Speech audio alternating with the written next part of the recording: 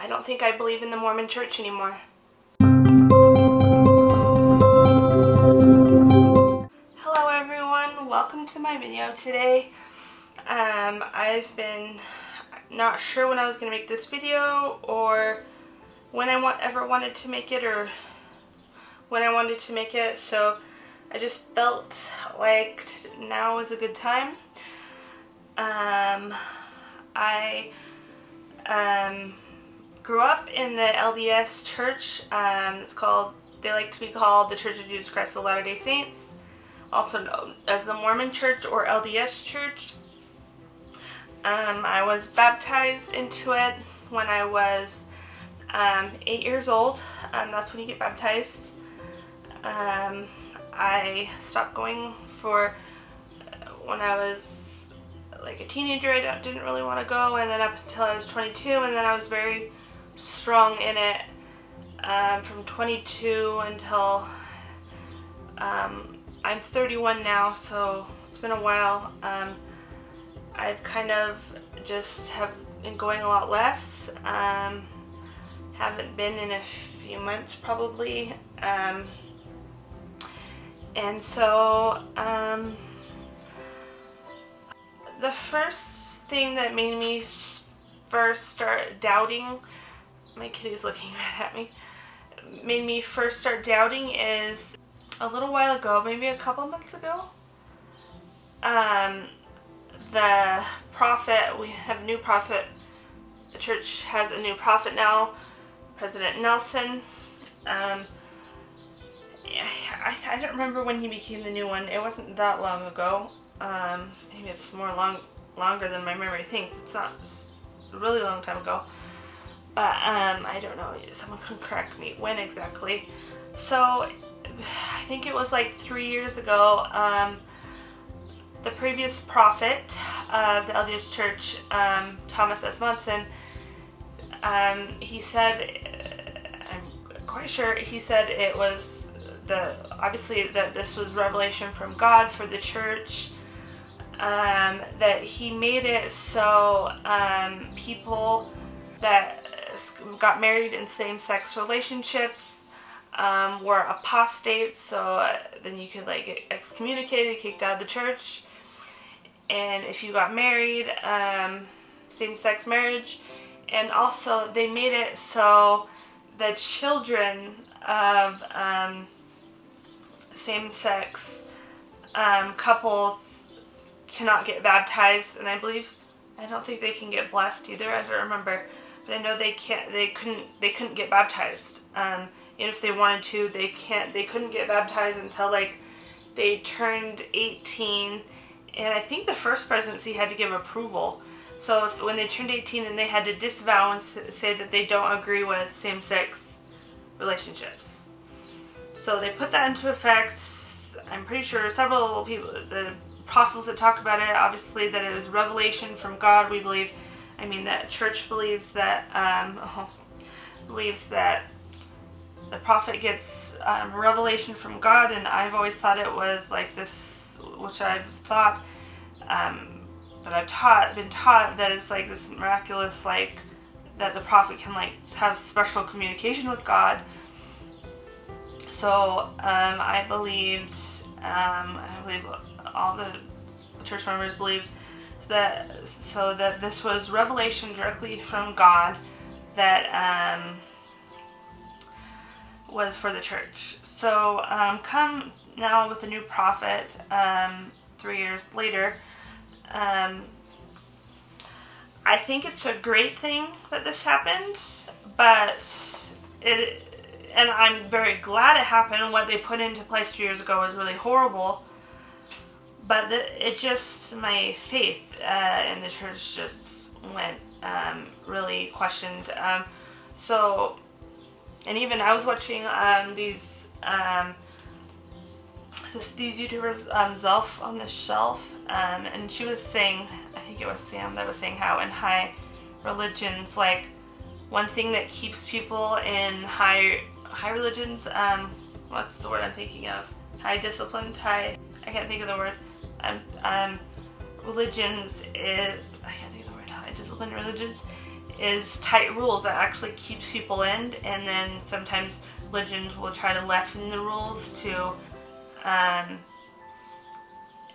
like help out because they see it's not helping. But that actually does the opposite, and that's exactly what it did to me. I'm glad they did it, but it hurt. But so anyways, I'll tell you what you probably know. I don't know if you know. The new prophet said, never mind. He changed it. He completely took off the thing. So now children of gay and lesbian couples can get baptized. He's completely undid it. They can get baptized. They don't need first presidency approval. And they can get blessed. And he changed it so if you get married, gay or lesbian relationships, if you get married, you're not considered apostate anymore. So I believe that means like you won't be like automatically like, you can't be like, they're not going to kick you out of the church, excommunicate you. I just do not see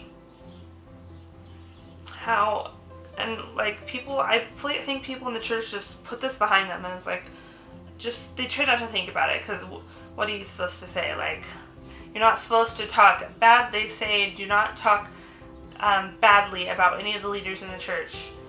But like, what are you supposed to say when they did a horrible policy 3 years ago that they just changed, but they didn't apologize, because the church also says they do not apologize. They said we do not apologize for things.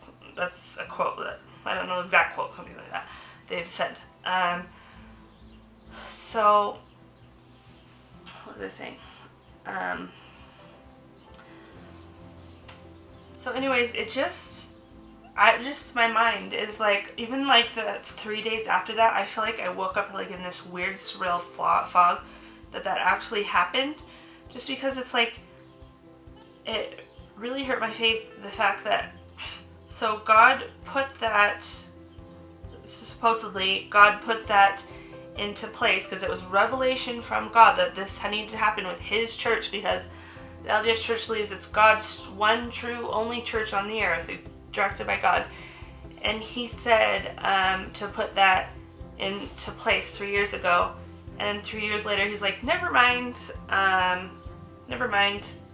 changed my mind. I don't get it. And I even talked to my therapist about it. I'm like, I just don't understand this, how God could give this revelation and then 3 years later say, never mind. And she tried to increase my faith in the church, but it did not, what she said did not work.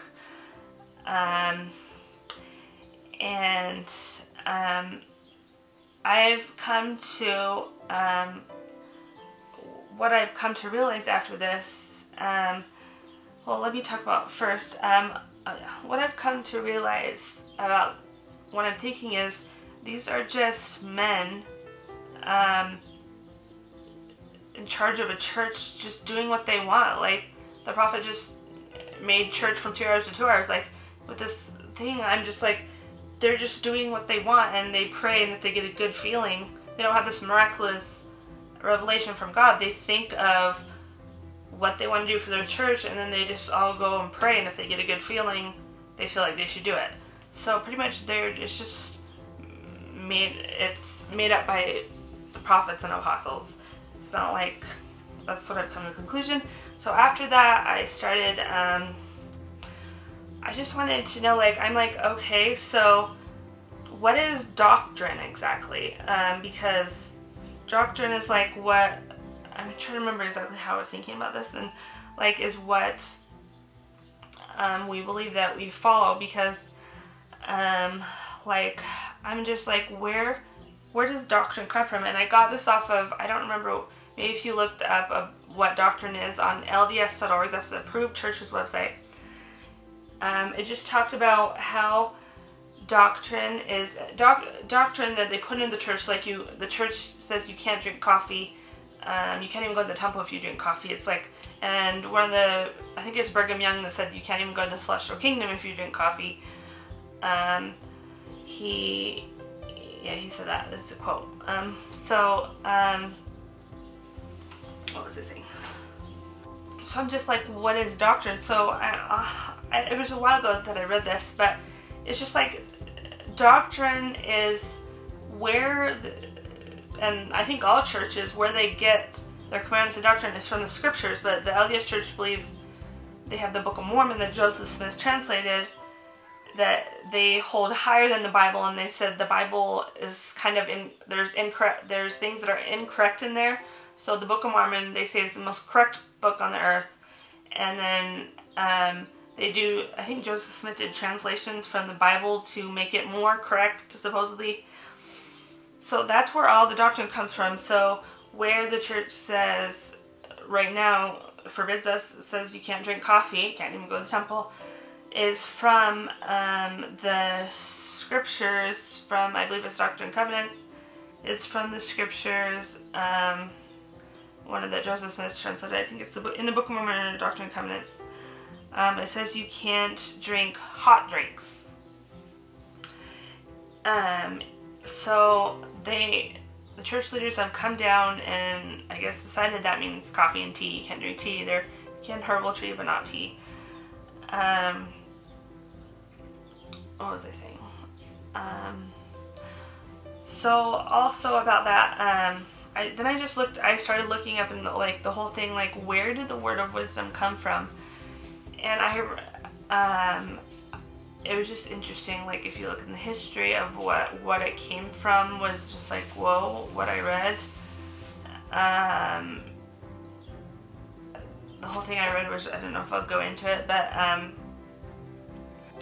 and it's like, and then I read in the thing, LDS was like, so when you hear in conference, like church says conference, and you hear the prophets and apostles saying something like, dress modestly, have to wear things to the short sleeve, wear close to your knees. That's just an example. I don't know if they said that at all exactly, but something like that they probably said.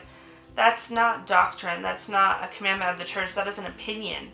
This is on LDS. So I feel like some people take it as these are all like commandments, and that's a personal opinion. That's not a revelation from God. That's a teaching of the church. So anyways, it was just all interesting, and my camera's gonna die soon, about like all the church. It was just interesting to me to think about like what isn't actually a commandment, like and then it was just the questioning thing, everything I read about the word of wisdom, of where they got, we're not supposed to drink coffee.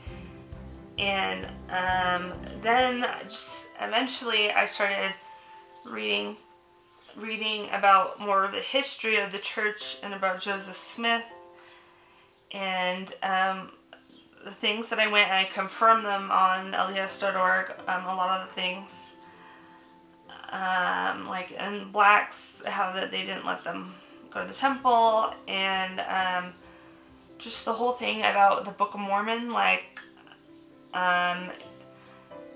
Joseph Smith, there's Book of Abraham, I think it's in the Book of Mormon. Book of Abraham is part of what Joseph Smith gave us of the scriptures. Well, nowadays they have the Egyptian scroll, I don't know what it's called, metal thing that Joseph Smith said he translated the Book of Abraham, and he said he read what was on this scroll and he translated it into the Book of Abraham, that is scripture for the LDS, which is major. And Egyptologians now, in this day that we have technology, read what was on it, and Joseph Smith was completely wrong. Like, he did not translate what was on there. Also, there's the Kinderhook plates that his friends, Joseph Smith's friends, made fake plates to try to hoax him. Is that the word, hoax? To try to see if he was an actual prophet. And so they made fake plates, and they brought it to him, and he's like, oh yes, I'll translate this. And he said this stuff, it's like, this is a certain god, from the plates. And they were fake plates, and he so-called translated that This is his same translating ability that became the Book of Mormon. He translated that, which was fake. I mean, it was a hoax. It wasn't even. And all the things, like the church likes to put pictures of Joseph Smith translating the golden plates, and like pictures of him translating the golden plates. Well, actually, and the church just came out with a video on this, so it confirms the truthfulness. They just came out with a video completely saying this. He actually, all those video pictures the church put out are false. He had this rock that he would, when he was growing up, find treasures with, and he would try to find treasures with, and he would have people pay him to try to find treasures. A seer stone, I believe. So anyways, he took the rock and he put it in a hat, and he closed out all the outside, and that is how he translated the Book of Mormon. He did not use the plates. Sometimes the plates were in the other room. The plates, there was a cloth over them. He didn't even use the gold plates. He had his head in a hat looking at a rock, and he made the gold plates. And I don't know, if you want to read, just, it's called, be prepared, like if you're LDS or and you don't want your faith shaken, but I think it's a really good letter. It's called the CES letter. You can go to ces.org to read it. It is actually a book. It took me like 9 hours to read it. It's actually a book. I'm like, wow, after I realized it's an actual book, and I don't read books, but I wanted to read it. It took me 9 hours, so it's like an actual literal book, but you can read it on there. I think it's like 100-something pages, 138 or something around there. But it's very informative, good. And I'm trying to think what else. Yeah, just this stuff about the history, just everything add up, and I'm like, how can the church be true? Like, I just don't see it. And just learning about all this stuff.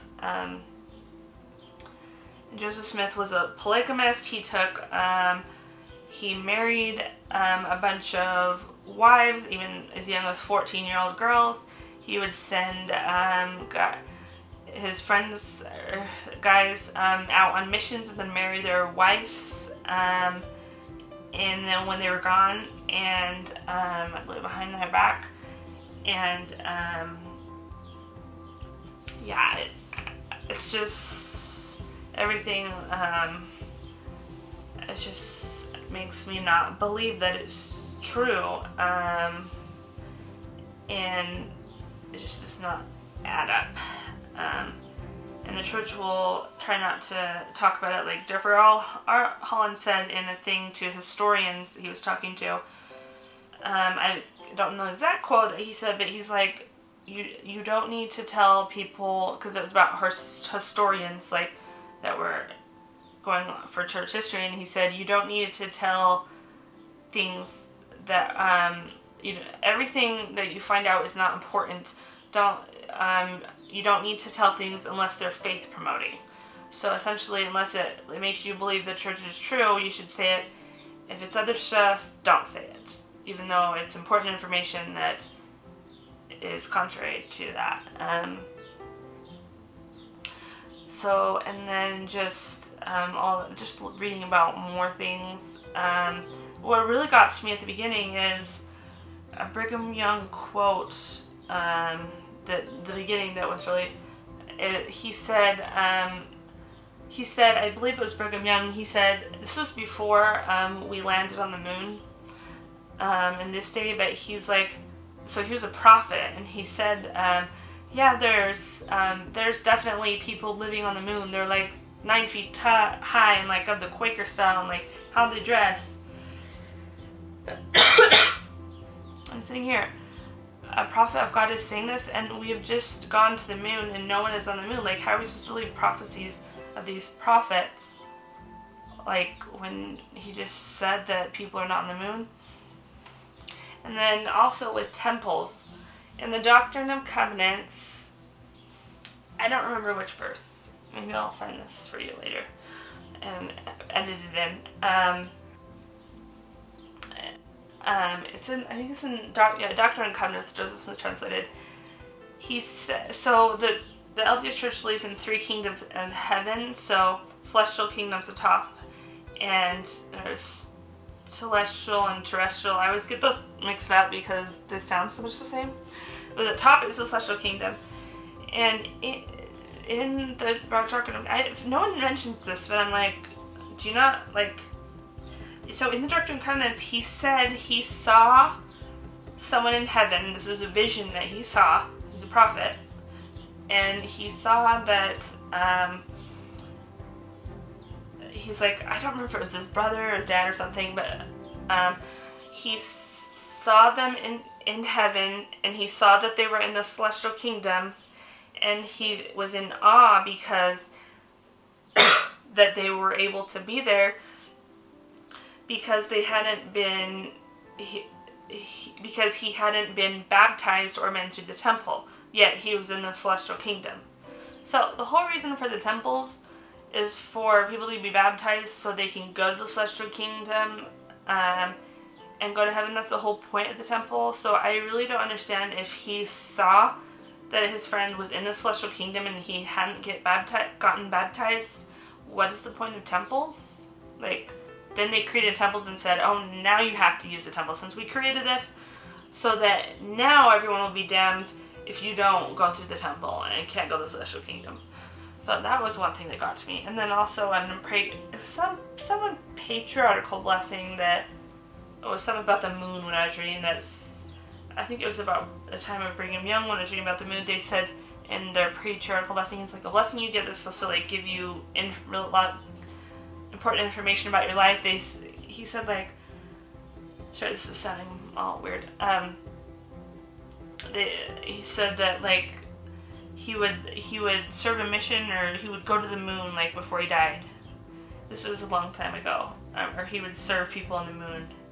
There's no people on the moon. So just all these things, it just makes me believe the church is not true. And it's really been freeing. Like, I know a lot of people have said it's like hard for them when they stop believing in the church.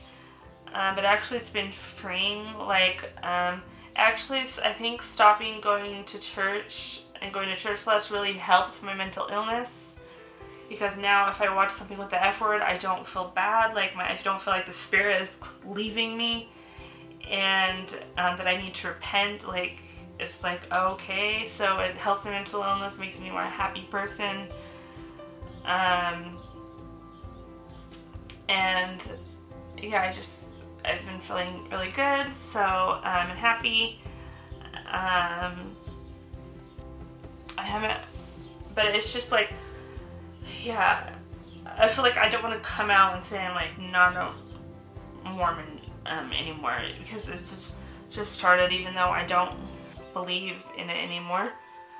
But it's like weird, because when your whole life is like something that, I mean, and is something that you've learned, like ingrained in your head, like so much about what I've learned is about the afterlife and the celestial kingdom. I always want to go into the celestial kingdom, and the church isn't true. It's like, well, how, like, that's my, what, like, you're just like, whoa, like, well, what happens then, like, after we die? And just like, that's what, it just like messes with your mind, and it's like, whoa. So I just wanted to talk about what I've been feeling. That's what I've been feeling lately. That's why I started going to the Catholic Church. Personally, going through this, it makes me believe that there's not a true church on the earth, but you know, the Catholic Church believes they are, as well as the LDS Church, the same. They believe that they're the true church on the earth. But personally, yeah, that's not what I believe at the time. So it just kind of shakes your mind. But like, I haven't been having really a hard time. I've been happy. But yeah, anyways, I just wanted to talk about that, what I've been feeling. So like, I feel like it's a lot to come out and say I'm not a Mormon anymore. Like, I haven't resigned my papers or anything. I feel like I'm not that strong in my convictions right now. Like, I'm like, you know, like, what if I don't want to, like, it would just frighten me, like, lose that chance of being able to go to heaven, because they put into your brain so much that you need to be baptized to go to heaven. But, yeah, that's just what I believe right now. What have I been thinking? What was I gonna say? Oh, and the sad thing about, because the LDS people believe that when you, if you move away from the church, you're like following, the devil is taking you and you're going astray and you're lost, when it's actually just, you just don't, you've researched the history of the church and what it's founded on, and you just don't believe it's true. It's not that you're being led away by Satan, and you just don't see it as true. So it's not like you're this lost person. Yeah, you just don't believe it's true. Yeah, I don't know. A lot of, I know I like to get tattoos, and the church is against that, so that's one thing that makes me feel less,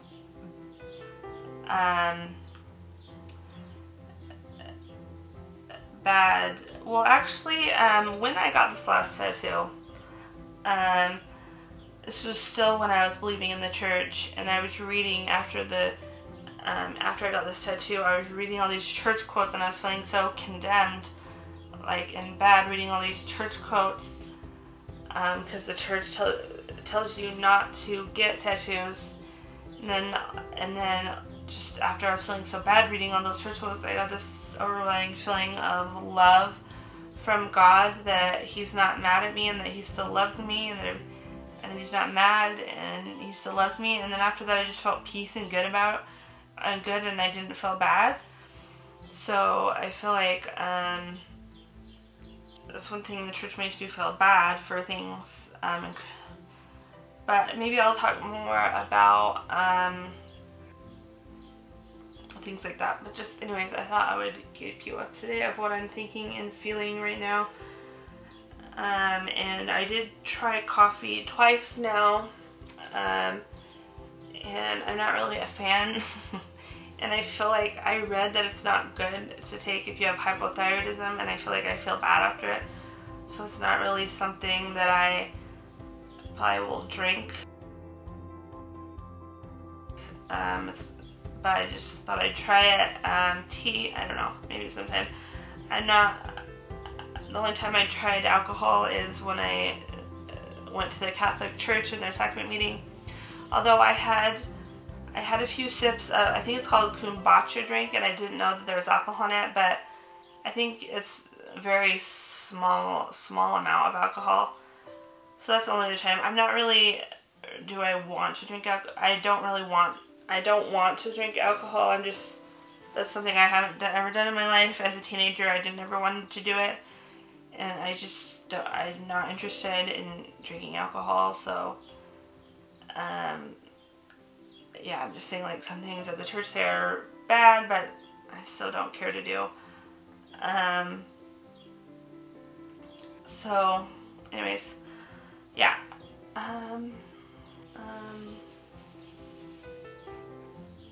But I've been a lot less hot in the summer after taking off my garments that I wore because I went through the temple.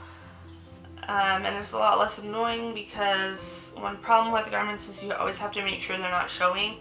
And like especially when I make videos, like if it's popping out a little, I always have to make sure they're not showing and they're hot, and I just feel so much better, like free. Like I can wear shorts, I can wear something with a little hole in the leg, or it's just very complicated wearing garments. So I've been happier that way as well.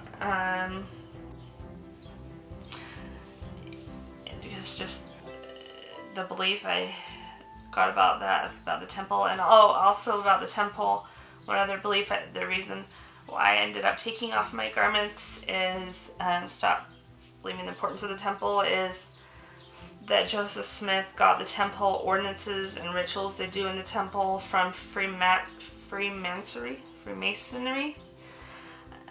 So he started Freemasonry like a month or a week or something right before he made the temple ceremony. So he pretty much just got the rituals from the Freemasonries, and then that's supposedly how we get into heaven now.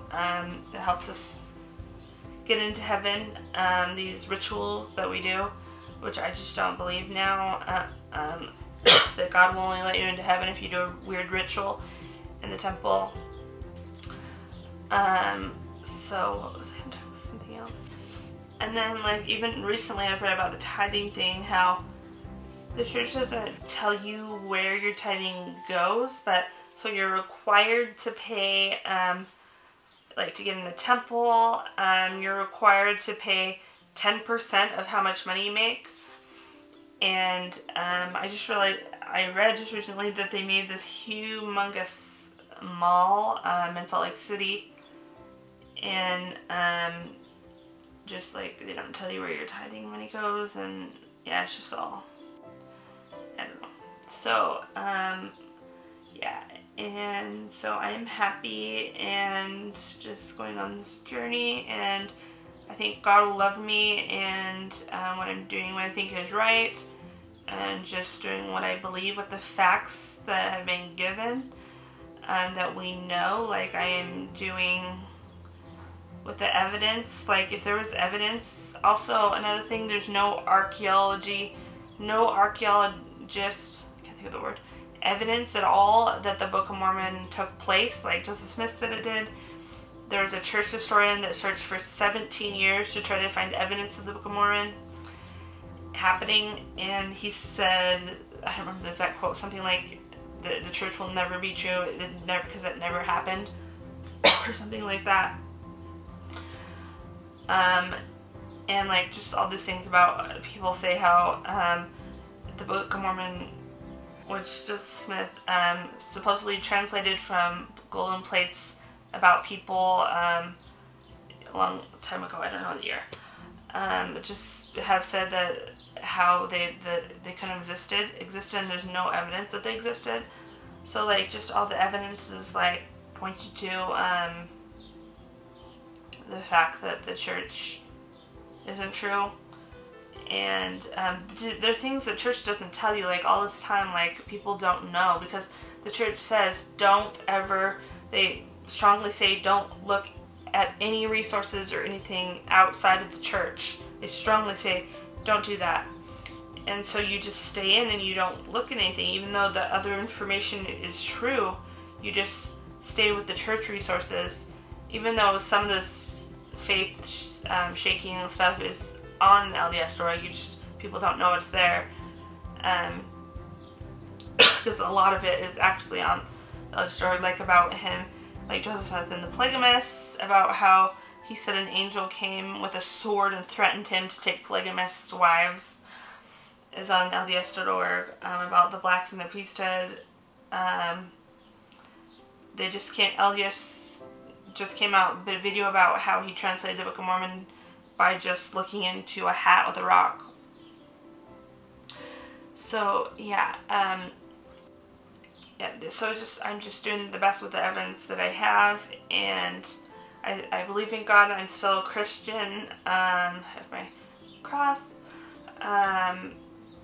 So I'm just doing the knowledge I have. As I was saying, like if there's evidence in the Book of Mormon, if there's evidence at all that the Book of Mormon could be true, or that it's like two things he translated incorrectly. Should we just hope that the third thing, the Book of Mormon, the most important book supposedly on the earth, that he translated correct? The other two, he did completely wrong. Like, let's just hope this third thing that he did it right after the other two were wrong, and let's base the whole one true church off of, supposedly. So, yeah, that's just my thoughts right now. I just thought I would say my thoughts. I'll link the CES letter below if you want to read it. If I can figure out how to do that. And it's at ces.org if you want to read it, which has got a lot of good information. But yeah, so those are just my thoughts right now. And yeah, those are my thoughts right now. The only thing I'm thinking right now is I like going on a camp. My ward does a camping trip every year, and that's the only thing like I'm like right now. I'm like, that would be fun to go to, but I don't know. I was just thinking that, but other than that, I'm not interested.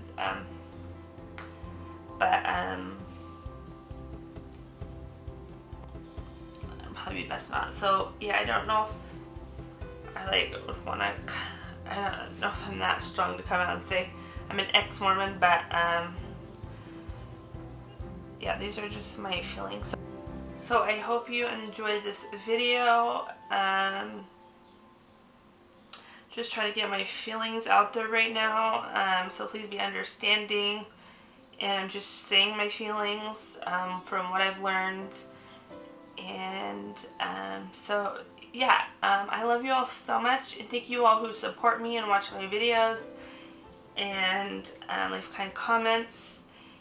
And I'm just doing the best with the facts, and I feel like you should make decisions off not just feelings but also evidence, and be smart and like and everything, not just base things off feelings. So I'm trying to do that off clear evidence. I'm basing my decisions on my belief. So yeah, so that's just the conclusion I've come to, and that's how I'm feeling right now. So I just thought I would come out and say that. And I don't know if I'll talk about it much in the future, or maybe I will now that I've opened this conversation up. I might probably actually, that I'm thinking maybe like in vlogs I'll talk about it. I don't know, but anyways, thank you all so much for watching today and for subscribing and leaving kind comments. Okay, love you all. God bless.